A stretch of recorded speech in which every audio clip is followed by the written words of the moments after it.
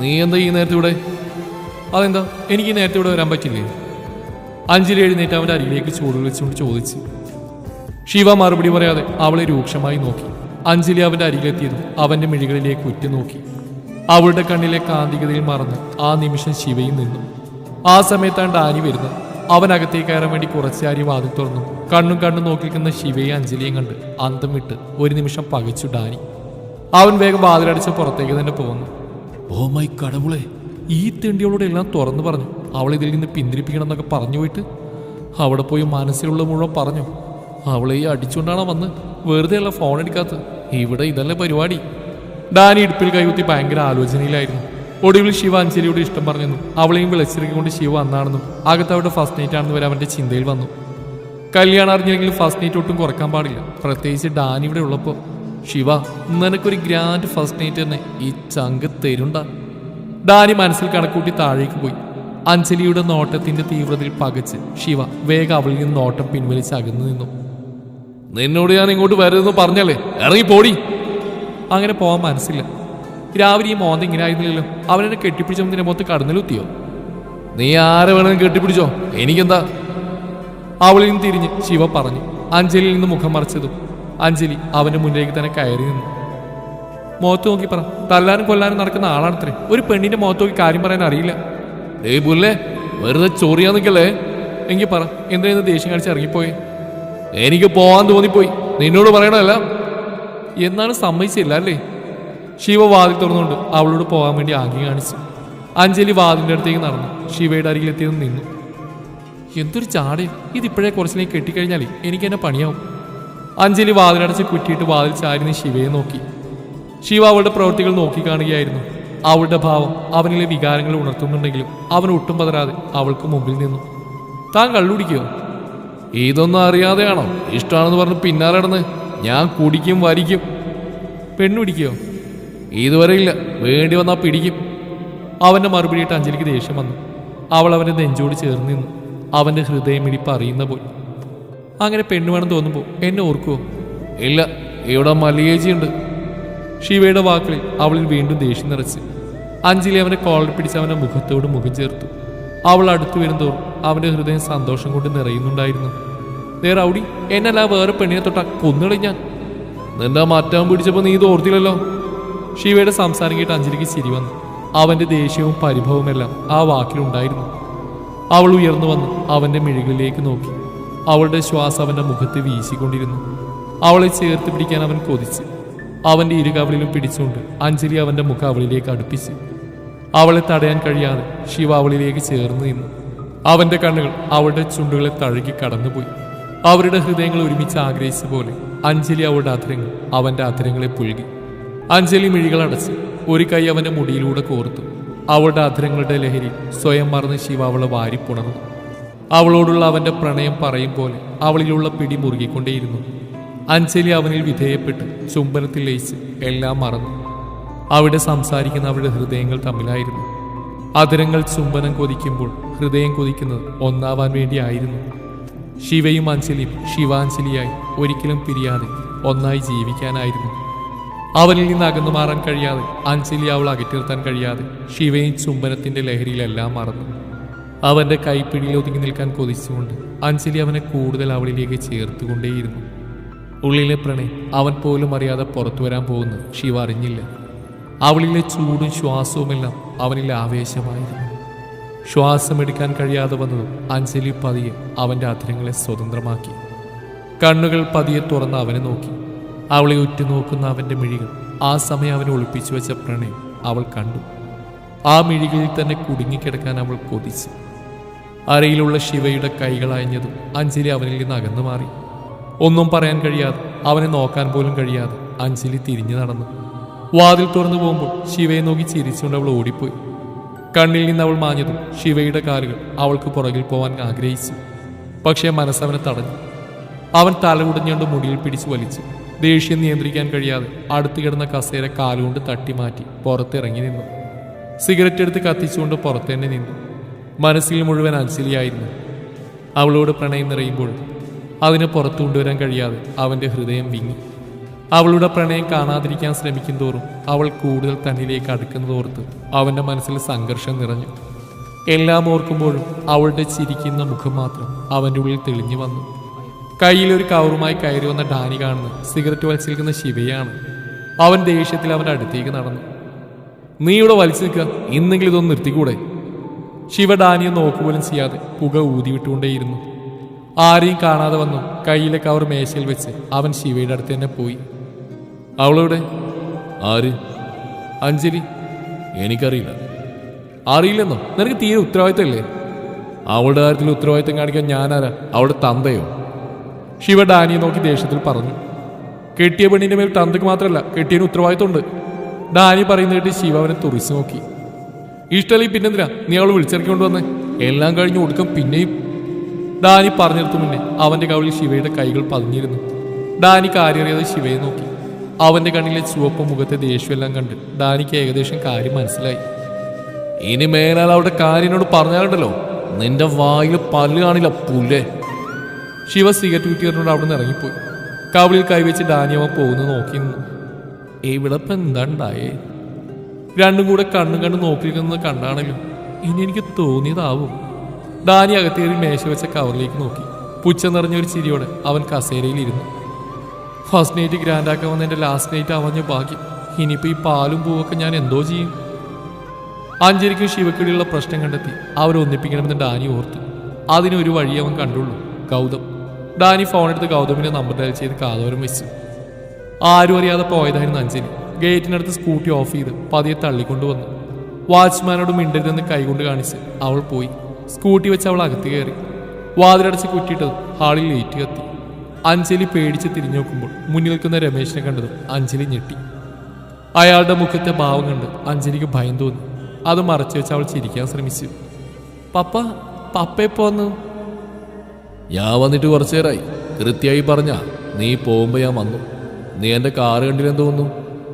ഇല്ല, ഞാൻ നീ എവിടെ പോയതാ ഈ നേരത്ത്? അത് പിന്നെ നിധി വിളിച്ചോ നിന്നെ? രക്ഷപ്പെടാൻ വേണ്ടി നിധിന്റെ കൂടെ പോയതാണെന്ന് പറയാമെന്ന് അഞ്ജലി ഓർത്തു. അതെ, ഞാൻ അവന്റെ കൂടെയായിരുന്നു. അത് പറഞ്ഞു രമേശിന്റെ മുഖം വീഴുന്നു. അയാൾ ചിരിച്ചുകൊണ്ട് അവിടെ അരികിൽ വന്നു. എനിക്ക് തോന്നി അവൻ നിനക്ക് സർപ്രൈസ് തന്നല്ലേ. എൻ്റെ മോളിന്നും സന്തോഷത്തോടെ കഴിയണം. അഞ്ജലി ചിരിച്ചുകൊണ്ട് രമേശിനെ നോക്കി. പിന്നെ വേഗം മുറിയിലേക്ക് നടന്നു. മുറിയിൽ കയറിയതും അവൾ ശ്വാസം വലിച്ചു വിട്ടു. പിന്നെ ആശ്വാസത്തോടെ നെഞ്ചിൽ കൈവച്ച്. രമേശ് എങ്ങാനും അറിഞ്ഞിരുന്നെങ്കിൽ. പക്ഷേ എന്നാലും അറിയേണ്ടത് തന്നെയല്ലേ. അവൾ ആലോചനയോടെ ബെഡിലിരുന്നു. തൻ്റെ പ്രണയം സ്വന്തമാക്കാൻ തനിക്ക് മുമ്പിൽ ഒരുപാട് കടമ്പകളുണ്ട്. അതറിഞ്ഞുകൊണ്ട് തന്നെയാണ് ഇതിനെല്ലാം നിന്നത്. പക്ഷേ അവൾ ബെഡിൽ കമിഴ്ന്നു കിടന്നു. ശിവയെ ചുംബിച്ച് അവളുടെ ചുണ്ടുകളെ അവൾ തലോടി. കവിളിൽ നാണം വിരിഞ്ഞു. അവനെ ഓർത്ത് തലയിണയും കെട്ടിപ്പിടിച്ച് അവൾ കിടന്നു. അപ്പോഴാണ് അവളുടെ ഫോൺ റിങ് ചെയ്തത്. സ്ക്രീനിൽ നിന്തിരുന്ന് കണ്ടതും അഞ്ജലി ഫോൺ കമിഴ്ത്തി വെച്ച് വീണ്ടും കിടന്നു. പിന്നീട് കുറച്ചു ദിവസം അഞ്ജലിക്ക് പുറത്തു പോകാൻ കഴിഞ്ഞില്ല. രമേശ് ഉള്ളതുകൊണ്ട് തന്നെ ആയിരുന്നു. ശിവയെ കാണാൻ ആഗ്രഹം ഉണ്ടായിരുന്നെങ്കിലും അവളത് മനസ്സിലടക്കി. നിതിൻ എല്ലാ ദിവസവും ഇടയ്ക്കിടയ്ക്ക് വിളിക്കും. അഞ്ജലി എന്തെങ്കിലും ഒഴിവ് പറഞ്ഞാൽ അവനിൽ നിന്ന് ഒഴിഞ്ഞു മാറി. അവനെപ്പോലെ 2 വാക്ക് മാത്രം സംസാരിച്ച് അഞ്ജലി ഫോൺ വയ്ക്കും. ഗൗതം ഹോസ്റ്റലിൽ നിന്ന് വന്നതിൽ അഞ്ജലിക്ക് പുറത്തു പോകാൻ കഴിയുമെന്ന് അറിയാവുന്നതുകൊണ്ട് തന്നെ അവൾ അവനോട് വരാൻ വേണ്ടി പറഞ്ഞു. ഗൗതം വൈകുന്നേരമാണ് എത്തിയത്. അവൻ്റെ അച്ഛനും അമ്മയും വിദേശത്തായതുകൊണ്ട് ഗൗതം അഞ്ജലിയുടെ വീട്ടിൽ തന്നെയായിരുന്നു നിൽക്കുന്നത്. അവൻ്റെ കൂടെ കീർത്തിയും വന്നിരുന്നു. കീർത്തിയിടക്ക് അഞ്ജലിയുടെ വീട്ടിൽ വന്ന് നിൽക്കും. അഞ്ജലിയുടെ ഏക കൂട്ടുകാരി കീർത്തി മാത്രമായിരുന്നു. ഗൗതം വന്നതും അഞ്ജലി രമേശിനോട് പറഞ്ഞ് പുറത്തിറങ്ങി. കൂടെ കീർത്തിയും ഉണ്ടായിരുന്നു. ശിവയെ കാണുക എന്ന ലക്ഷ്യം മാത്രമായിരുന്നു അവൾക്ക്. നേരെ അവൻ്റെ കോളനിയിലേക്ക് തന്നെയായിരുന്നു പോയത്. കുറച്ചു ദിവസം അവനെ കാണാത്തതുകൊണ്ട് തന്നെ അഞ്ജലിക്ക് എത്രയും വേഗം അവനെ കാണാൻ ആഗ്രഹം തോന്നി. എന്നാലും എൻ്റെ ഗൗതം കോളേജിൽ എത്ര ചുള്ളമാർ പിന്നാലെ നടന്ന, എന്നിട്ട് ഒന്നും ഇവൾക്ക് ബോധിച്ചില്ല. ഇപ്പോൾ റൗഡിയുടെ പിന്നാലെ നടക്കുന്നു. തേ കീർത്തി, അവനെ പറയല്ലോ ഇവിടെ ഒരാൾക്ക് പൊള്ളട്ടെ. എന്നാൽ എന്തുകൊണ്ടിട്ടാ നീ നിതിനെ പോലെ ഒരുത്തിനെ വിട്ട് ഇവൻ്റെ പുറകെ പോകുന്നു? അതൊരു 1.5 ഐറ്റാണ് മോളെ. നീതിനൊക്കെ എവിടെ കിടക്കുന്നു? ശിവ എവിടെ കിടക്കുന്നു? ഗൗതവും കീർത്തിയും സംസാരിക്കുമ്പോഴും അഞ്ജലിയുടെ മനസ്സ് മൊത്തം ശിവയെ കുറിച്ചായിരുന്നു. അവനെ കാണാൻ കൊതിച്ചുകൊണ്ട് അഞ്ജലിയുടെ ഹൃദയം അവൾക്ക് മുന്നേ അവൻ്റെ അരികിലേക്ക് എത്തി. അവർ ചെല്ലുമ്പോഴാണ് കോളനിക്ക് മുമ്പിൽ ആൾക്കൂട്ടം കണ്ടത്. അത് കണ്ടതും ഗൗതം കാറ് കുറച്ച് മാറി പാർക്ക് ചെയ്തു. അഞ്ജലി അവിടെ ശിവയുണ്ടോ എന്ന് നോക്കി. പക്ഷെ ഉണ്ടായിരുന്നില്ല. അവർ കാറിൽ തന്നെ ഇരുന്നു. ഏറെ നേരം കഴിഞ്ഞിട്ട് ശിവയെ കാണാമെന്നു അഞ്ജലിക്ക് ദേഷ്യം വന്നു. സമയം സന്ധ്യ കഴിഞ്ഞിരുന്നു. ഗൗതം, ഞാൻ പോയി നോക്കി വരാം. വേണ്ട, അവിടെ എന്തോ പ്രശ്നമുണ്ട്. നീ അതിനിടയിൽ പോകണ്ട. കുറച്ചു നേരം കൂടെ നോക്കാം, അല്ലെങ്കിൽ നാളെ വരാം.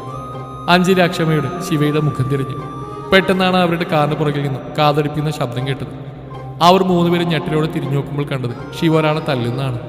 അത് കണ്ടത് അഞ്ജലി കാറിൽ നിന്നിറങ്ങി. അഞ്ജലിയെ ശിവയുടെ അടുത്തേക്ക് പോകുന്ന തടയാൻ വേണ്ടി ഗൗതം ഇറങ്ങി വന്ന് അവളുടെ കയ്യിൽ പിടിച്ചു. ശിവ അവന്റെ കൈ പിടിച്ചിരിച്ചും അയാൾ വേദന കൊണ്ട് അലറി. അത് കണ്ടിട്ട് ശിവയ്ക്ക് യാതൊരു അലിവും തോന്നിയില്ല. അവൻ വീണ്ടും കൈ പിടിച്ച് തിരിച്ച് അവന്റെ കാൽമുട്ടിൽ ആഞ്ഞ് ചവിട്ടി. അത്രയും ഭീകരമായ അവസ്ഥയിൽ ശിവയെ ആദ്യമായിട്ടായിരുന്നു അഞ്ജലി കണ്ടത്. അവന്റെ പ്രവൃത്തികൾ കണ്ട അഞ്ജലി ഭയന്നു. ശിവയെക്കുറിച്ച് പറഞ്ഞു കേട്ടതിൽ ഒന്നായിരുന്നു യാതൊരു ദയമില്ലാതെ എതിരാളിയെ അടിച്ചു വീഴ്ത്തുന്നു. അത് കണ്ണുകൊണ്ട് കണ്ട ഷോക്കിലായിരുന്നു അഞ്ജലി. അഞ്ജലിയുടെ അവസ്ഥ അറിഞ്ഞുകൊണ്ട് ഗൗതം അവളെ ചേർത്ത് പിടിച്ചു. പെട്ടെന്നാണ് അഞ്ജലിയുടെ കണ്ണുകൾ ശിവയുടെ പുറകിലുള്ള ഒരാളിലേക്ക് പാഞ്ഞത്. അവന്റെ കയ്യിൽ വണ്ണമുള്ളൊരു വടിയുണ്ടായിരുന്നു. ശിവ അവനെ കണ്ടിട്ടില്ലെന്ന് അഞ്ജലിക്ക് മനസ്സിലായി. അവൻ ശിവയുടെ തല ലക്ഷ്യം വെച്ചായിരുന്നു വന്ന്. അയാൾ ശിവയുടെ അടുത്ത് എത്തും മുമ്പേ അവനെ രക്ഷിക്കാൻ വേണ്ടി അഞ്ജലിയുടെ കാലുകൾ കുതിച്ചു. ഗൗതം അവളെ തടയാൻ നോക്കിയെങ്കിലും അതിനു മുന്നേ അഞ്ജലി ശിവയുടെ അരിയിലേക്ക് പാഞ്ഞിരുന്നു. അയാൾ ശിവയുടെ തല ലക്ഷ്യം വെച്ച് അടിക്കാൻ തുടങ്ങിയതും അഞ്ജലി ശിവയെ പിടിച്ചു മാറ്റി. അത് നേരെ ചെന്നുകൊണ്ടത് അഞ്ജലിയുടെ തലയിലായിരുന്നു. അസഹ്യമായ വേദനയോടെ അവൾ കുഴഞ്ഞു വീണു. കണ്ണിൽ ഇരുട്ട് കയറി. അവൾ ബോധം പറഞ്ഞുകൊണ്ട് നിലത്തേക്ക് വീഴാൻ നിന്നും ശിവ അവളെ പൊതിഞ്ഞു പിടിച്ചു. ഗൗതമും കീർത്തിയും ഞെട്ടി അഞ്ജലിയുടെ അരികിലേക്ക് ഓടി. അഞ്ജലി ശിവയെ കണ്ടിരുന്നില്ല. അവൾക്ക് അടികൊണ്ടത് ശിവയുടെ നെഞ്ചി പിടഞ്ഞു. അവളെ വാരി പൊതിഞ്ഞവൻ. ആ സമയം അയാൾ വീണ്ടും ശിവയ്ക്ക് നേരെ വന്നു അവന്റെ മുതുകിൽ ആഞ്ഞു തള്ളി. അടിയുടെ വേദനയേക്കാൾ അഞ്ജലിയെക്കുറിച്ചാണ് ശിവ ഓർത്തത്. ഗൗതമും കീർത്തി അഞ്ജലിയെ പിടിച്ചു. ശിവ അഞ്ജലിയെ കയ്യിൽ കോരിയെടുത്തു. അവളെയും എടുത്ത് ഓടുമ്പോൾ അവന്റെ മിഴികൾ അവളെ മാത്രം നോക്കി. അവൻ പോലും അറിയാതെ അവന്റെ പ്രണയം അവിടെ പുറത്തു വന്നു. അവള് ഗൗതമിന്റെ കാറിലെ ബാക്ക് സീറ്റിലേക്ക് കിടത്തി കൊടുത്തു. അവളുടെ രക്തം അവന്റെ ഷർട്ടിൽ പതിഞ്ഞിരുന്നു. അവളുടെ കയ്യിൽ പിടിച്ച് അവളെ നോക്കി. വേഗം ഹോസ്പിറ്റലിലേക്ക് കൊണ്ടുപോ, വേഗം! അവൻ ദേഷ്യത്തിൽ അലറിയതും ഗൗതം വേഗം കാറെടുത്തു. അവളുടെ കയ്യിൽ മുറുകെ പിടിച്ചുകൊണ്ട് അത് വിടാൻ കഴിയാതെ ശിവ നിന്നു. അവളുടെ കയ്യിൽ ചുംബിച്ചുകൊണ്ട് അവളിൽ നിന്ന് പിടിവിട്ടതും ശിവ നേരെ തിരിഞ്ഞു. അതുവരെ അവന്റെ മുഖത്ത് തെളിയാത്ത ക്രോധം അവനിൽ നിറഞ്ഞു. ഉള്ളിൽ അഞ്ജലിയുടെ അവസ്ഥ ആലോചിച്ച് നേറിപ്പോയുമ്പോൾ അവൻ അഞ്ജലിയെ തല്ലിയവൻ നേരെ പാഞ്ഞു. അവന്റെ നെഞ്ചിൽ ആഞ്ഞു ചവിട്ടി. അയാൾ തെറിച്ച് വീണു.